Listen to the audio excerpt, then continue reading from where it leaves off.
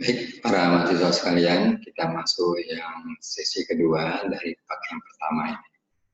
Kita lanjutkan dengan bicara mengenai sel sebagai unit terkecil dari unsur kehidupan.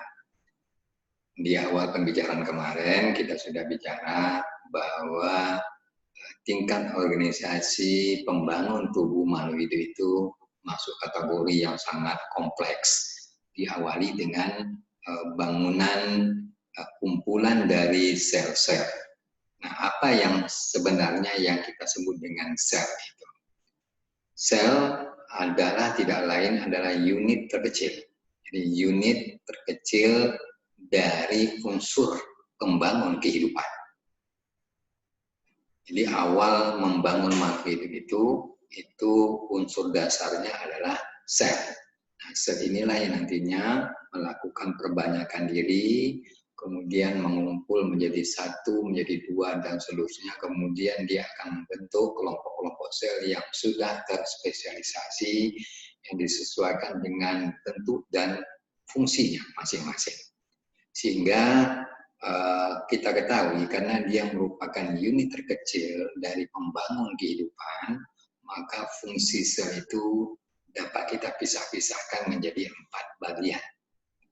Pertama, sel fungsinya adalah sebagai kesatuan struktural. Ini yang disampaikan oleh Schleiden dan Seswan, seorang ahli biologi, mengatakan bahwa sel itu adalah sebagai kesatuan struktural. Jadi apa yang kita sebut dengan kesatuan struktural? Secara struktur bahwa manusia, makhluk hidup lainnya, atau seluruh makhluk hidup yang ada di muka bumi ini memang secara struktur dibangun oleh sel. Nah, sel ini yang nantinya melakukan penggabungan, memperbanyak dirinya, sehingga dia akan merupakan dasar dari pembentukan jaringan membentuk organ, organ membentuk sistem organ. Nah, sistem organ inilah yang nantinya menyatu membentuk sebuah sistem yang bisa membangun tubuh makhluk hidup itu. Sehingga dikatakan sel itu adalah unit terkecil sebagai kesatuan struktural. Yang kedua, menurut Nick Sazel, dia mengatakan bahwa sel itu adalah kesatuan fungsional. Nah, fungsi sel secara vital, kalau kita pisahkan unit sel saja, satu sel saja, di dalam satu sel itu sudah terjadi adanya proses metabolisme yang ada di dalam sel itu sendiri. Nah, kita ketahui nantinya bahwa dalam satu sel itu ada organel-organel yang memiliki fungsinya masing-masing. Ada nukleus, ada ribosom, ada mitokondria, dan ini yang melakukan fungsi-fungsi secara fungsional di dalam membangun atau melaksanakan fungsi-fungsi sel itu sendiri. Itu yang disebut dengan sebagai kesatuan fungsional. Yang ketiga, menurut Rudolf Virchow, dia mengatakan bahwa sel itu adalah kesatuan reproduksi. Mengapa dia mengatakan demikian? Bahwa kita ketahui sel untuk memperbanyak dirinya bagi sel-sel bagi makhluk hidup yang menggunakan sistem seksualnya secara seksual, melakukan percampuran atau pertemuan antara sel spermatozoa dengan sel ovum, maka sel-sel inilah yang merupakan cikal bakal terbentuknya makhluk hidup baru. Itu yang dikatakan oleh Rudolf Virchow, bahwa awal dari pembentukan perbanyakan diri dari kelompok sel-sel kelompok makhluk hidup yang masuk kelompok seksual ini, itu merupakan percampuran dari dua sel kelamin saja, yaitu dari sel kelamin spermatozoa yang bertemu dengan sel kelamin ovum. Yang keempat, dikatakan bahwa sel sebagai kesatuan herediter.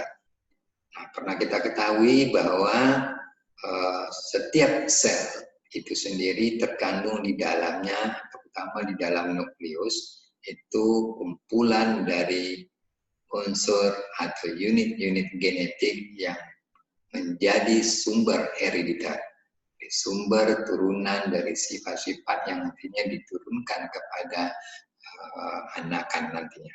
Itu yang terdapat di dalam setiap sel. Itu yang kita katakan bahwa sel sebagai fungsi ada 5. Kemudian kita lihat tadi organisasi kehidupan sel yang rumit itu kan tadi dibagi atas tingkatan-tingkatan. Ada diawali dengan kumpulan dari sel akan membentuk jaringan, kumpulan dari jaringan akan membentuk organ, kumpulan organ akan membentuk sistem organ.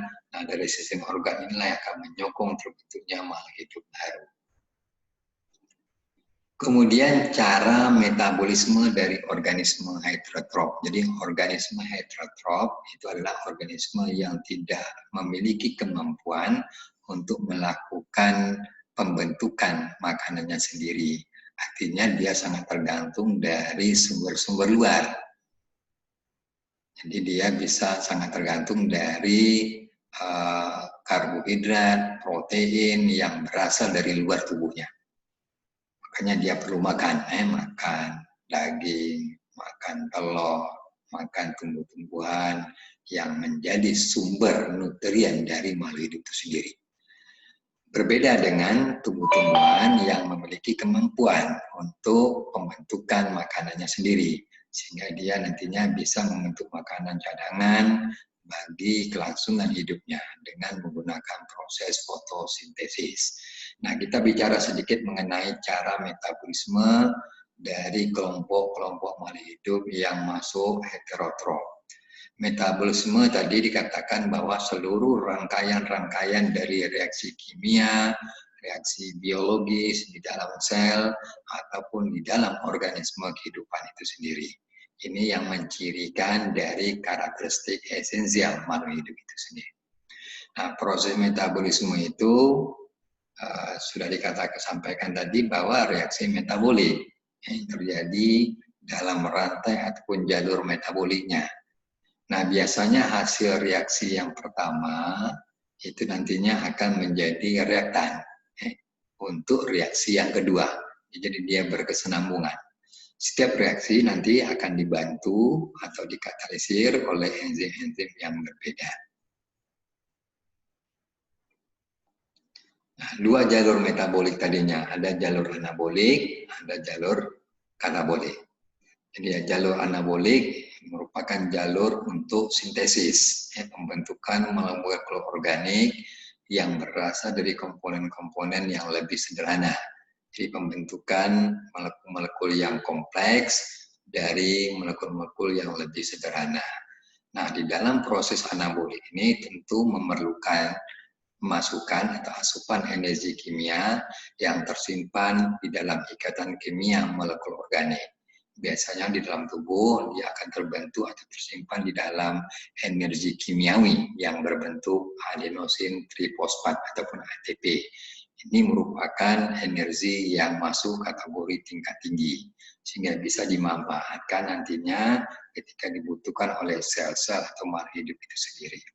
Ini yang disebut dengan jalur anabolik. Yang kedua ada jalur katabolik atau katabolisme.